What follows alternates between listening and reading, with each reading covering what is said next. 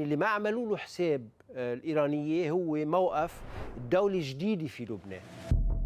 تعتبر زيارة لاريجاني لبيروت تقريبا مفصلية بمسألة كشف علاقة لبنان مع إيران بالعهد الجديد، وخصوصي بعد التطورات اللي صارت أخيرا. هن معودين يتدخلوا بالموضوع اللبناني وغيرهم بيتدخل. مزبوط إنه أمريكا بتتدخل وفرنسا بتتدخل وكل العالم بيتدخلوا عنا، بس تدخلهم شيء هدوك الدول وإيران شيء تاني، لأنه إيران موضوعيا قوية كتير بلبنان، كانت عبر حزب الله. واجت زيارة لاريجاني لبيروت بعد تطورين كتير خطيرين. الأول الضربة اللي تلقاها حزب الله من إسرائيل، واثنين الضربة اللي تلقتها إيران كمان من إسرائيل ومن أمريكا. ولذلك كان من الغريب جدا أنه يستبقوا زيارتهم لهون بتصريحات كتير كانت استفزازية بمسألة السيادة اللبنانية.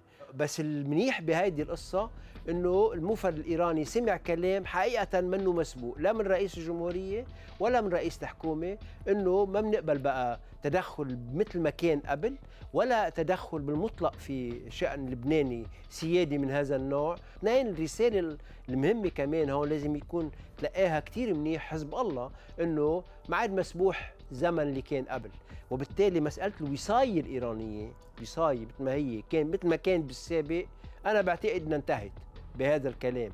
هلا هن عم بيقولوا انتم بتقولوا هالكلام لإلنا وما بتقولوا لغيرنا. الامريكان والاوروبيين نحن اولا منن بقوه التدخل اللي كانت تعمله ايران، ولا بقوه الوصايه اللي فرضتها ايران، ولا بقوه تسليح حزب الله مثل ما كانت عامله ايران. يعني ما في فرق كتير كبير. ما فيك تقول بالمبدا اي تدخل مش مقبول، بس نحن ما فينا نعادي لا امريكا ولا اوروبا، لانه نحن هن الوسيله الوحيده لدعم لبنان. اول شيء للجيش اللبناني، نمر اثنين مع مين بتحكي؟ مع اسرائيل.